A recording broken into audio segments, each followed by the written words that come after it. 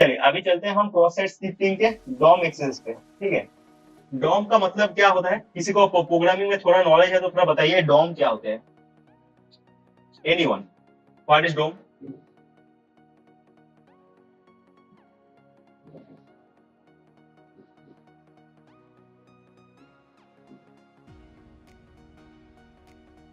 Hello, am I audible? Document object model, okay right. Yes, इसी में होता है क्या डॉक्यूमेंट ऑब्जेक्ट मॉडल पे? बेसिकली इसमें हम लोग क्या करते हैं, जो यूआरएल है, जैसे इसको अभी देखिए, मतलब कुछ सारे मॉड्यूल्स होते हैं डॉक्यूमेंट्स में हम लोग जैसे यूज करते हैं। ठीक है, तो उसमें क्या होता है ना, मतलब हम चीजों को जब जैसे हम किसी को भी मैनिपुलेट करना चाहते हैं, किसी कोड को, तो वहां पे हम लोग क्या करते हैं, कोड में बहुत सारे एट्रीब्यूट्स यूज करते हैं, क्लासेस में तोड़ते हैं, आईडीज वगैरह जनरेट करते हैं। ठीक है, तो ऐसे में क्या होता है, कुछ कुछ चीजें ऐसे लूपहोल क्रिएट करता है जिनमें बेसिकली उसको क्या करते हैं, मैनिपुलेट करने का जगह हमको मिल जाता है। जैसे मान लीजिए, प्रैक्टिकली देखिए फिर समझ आएगा। जैसे यहाँ पे दिया हुआ क्या, चूज योर लैंग्वेज, बहुत सारा है, 4-5 लैंग्वेज है इसमें। जैसे इंग्लिश को सिलेक्ट किए और क्लिक किए। ठीक है, कुछ चेंजेस तो हुआ नहीं यहाँ पे, तो आप कैसे समझोगे कि ये क्रॉस साइट शिफ्टिंग के लिए वल्नरेबल है कि नहीं? अगर थोड़ा सा आप यूआरएल पे देखेंगे, देखिए यहाँ पे मैंने इंग्लिश किया है, तो यहाँ पे देखिए दिया हुआ कि डिफॉल्ट लैंग्वेज इंग्लिश है ना। तो उसी तरह मैं अगर इसको चेंज करता हूँ, सिलेक्ट किया, यहाँ पे क्या दिखा रहा है ये मेरे को, फ्रेंच।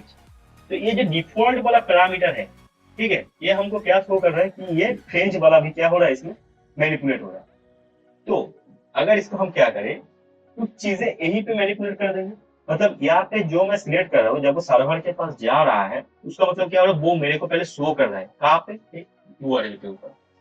तो आपको क्या लगता है, यूआरएल के ऊपर कुछ भी शो करना जरूरी है क्या? मतलब मैं कुछ भी चीजें सर्वर को सेंड कर रहा हूँ और वो सर्वर पे जाके शो हो रहा है, सर्वर को तो जा ही रहा है, और मेरे पास भी ऊपर से शो हो रहा है कि ये आपने डिफॉल्ट लैंग्वेज क्या नहीं सिलेक्ट किया। मान लीजिए एक एग्जांपल लेके अगर हम चले, हम बैंक का कोई फंड ट्रांसफर करें। ठीक है, मान लीजिए एसबीआई से हम कुछ फंड ट्रांसफर करें, योनो एसबीआई से हमने लॉगिन किया है, वहां पर हमने लिखा 10,000 रुपीज मेरे को सेंड करना है। ठीक है, यहाँ से मैंने क्या किया, आईडी और पासवर्ड देके, मान लीजिए यहाँ पे आईडी दे दिया कि ये आईडी पासवर्ड से लॉगिन हो गया था, और फिर मैंने सिलेक्ट किया मेरे को 10,000 रुपीज सेंड करना है। यहाँ पे मैंने सिलेक्ट किया और ये क्या हो गया, सेंड। मैंने फोकस किया कि ये जो जर्मन लिखा हुआ है, जैसे यहाँ पे मान लो 10,000 लिखा हुआ है, अब मैं क्या करूंगा, अगर मैं इसको 10,000 को मान लो 1 लाख कर दिया, तो भी तो ये सर्वर पे जा सकता है, क्योंकि जो सर्वर पे जिसको जाना है वो तो बेसिकली उसको उसके पेलोड अंदर से जाएगा, उसका बैकएंड लैंग्वेज काम कर रहा है, वो सर्वर पे भेजेगा, उसको तो फ्रंट एंड पे रिफ्लेक्ट नहीं होना है ना, यूआरएल पे कुछ भी दिखाना नहीं है कि आप जा रहे हो कि नहीं जा रहे हो। वैसे ही ये जो जार्मन वाला स्क्रिप्ट है, यहाँ पे अगर हम यहाँ पे क्या करें, स्क्रिप्ट यूज करके देखें कि ये कैसे काम करता है, तो शायद हम इसको मैनिपुलेट कर सकते हैं। तो बेसिकली जावा के लिए जैसे हम यूज करते हैं कौन सा वाला स्क्रिप्ट वाला, then alert, let's suppose 1 and close script tag. Okay, now hit enter and you see आपको क्या मिला, इसने मेरे को रिप्लेस कर दिया कौन सा वाला, 1 को। ऐसे ही अगर इस जगह पे मैं चेंज करता हूं, जैसे क्या, डॉक्यूमेंट मॉड्यूल को यूज करते हैं, डॉक्यूमेंट डॉट कुकी। ओके, ना हिट एंटर। आप देखेंगे कि मेरा जो यूजर आईडी का ये जो बीएसएस आई है, जो मेरा को सेशन आईडी मिल रहा है, ये पे पीएचपी एसएस आईडी, ये मेरे को यहाँ पे दिख रहा है। ठीक है, तो इससे क्या मतलब, जैसा इसको पहले जो मैंने आपको बोला था कि अगर आपको ये आईडी मिलता है तो आप इससे क्या परफॉर्म कर सकते हो, एसक्यूएल अटैक परफॉर्म कर सकते हो, थोड़ा सा दिमाग लगा के। तो और यहाँ पे देखिए ये लैंग्वेज वगैरह ऐसे वैनिश हो गया और एक ब्लैंक मॉड्यूल क्रिएट हो गया, जैसे मैंने स्क्रिप्ट भेजा। तो ऐसा ही होता है डॉम बेस पे, जिसमें हम क्या करते हैं, कहीं पे भी छेड़खानी नहीं करते, बस ये जो ऊपर वाला जो स्क्रिप्ट होता है यहाँ पे, इसी को हम क्या कर लेते हैं, चेक। ओके, और इससे हम क्या कर सकते हैं, अब सोच ही सकते हो, जैसे मुझे यहाँ पर ये मिल गया, तो इसका मतलब क्या है, मैं यहाँ से स्क्रिप्ट का टैग को अलर्ट करवा रहा हूँ। तो ये कहाँ पे जा रहा है, डायरेक्ट ये सर्वर पे जा रहा है।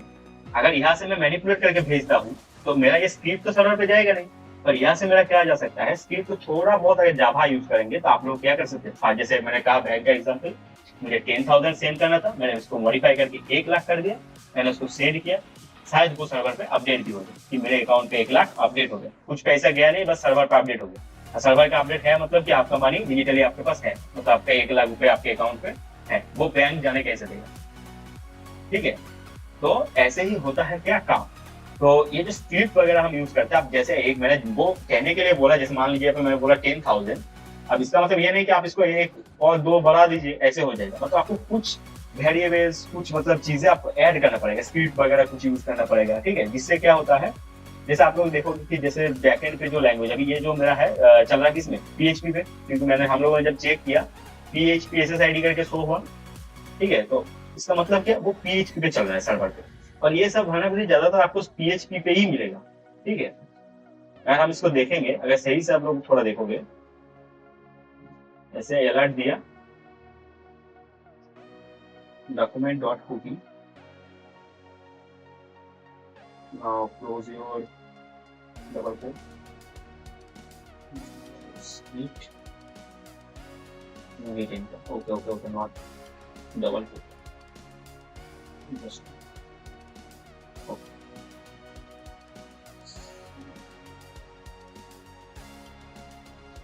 ओके। ये देखेंगे अगर, तो ये क्या होगा, पीएचपी आपको पहले दिखा रहा है, मतलब ये जो मतलब चल रहा है डीबीडब्ल्यूए, इसका क्या है, बैकएंड पे पीएचपी रन कर रहा है। तो ये ज्यादातर फंडामेंटल्स पीएचपी पे मिल जाता है, ठीक है। अगर आपको जैसे हमने बोला था ना, आपको सोडान पे चेक करने के लिए कहा था, अगर आप सोडान पे देखेंगे, वेपिलाइजर पे देखेंगे कौन सा क्या चल रहा है, तो आप देख पाएंगे। ये देखिए, जैसे प्रोग्रामिंग लैंग्वेज बैकएंड पे क्या चल रहा है, पीएचपी, पीएचपी का वर्जन ये वाला है। तो ज्यादातर अगर पीएचपी आपको कहीं भी दिखता है, तो ये वर्नेबिलिटी वहां पे पॉसिबल होता है। तो इसका ज्यादा सीवी स्कोर नहीं है, इसका सीवी स्कोर कम होता है, जैसे मीडियम पे इसको गिना जाता है, ठीक है, हाई पे भी नहीं आता है। तो आपको अगर ये मीडियम वाला भी मिलता है, तकरीबन आपको कुछ ना हो 30 से $40 कभी कभी मिल जाता है इसके ऊपर। ओके, समझ में आया क्या बोलना चाह रहा था मैं? Hello, okay. तो ये वाला क्या है, रिफ्लेक्टेड वाला, ओके, ठीक है। तो बेसिकली हम लोग इसे कहते हैं रिफ्लेक्ट, सॉरी, डॉम बेस। तो इसे हम कहते हैं document object module base cross set stitching.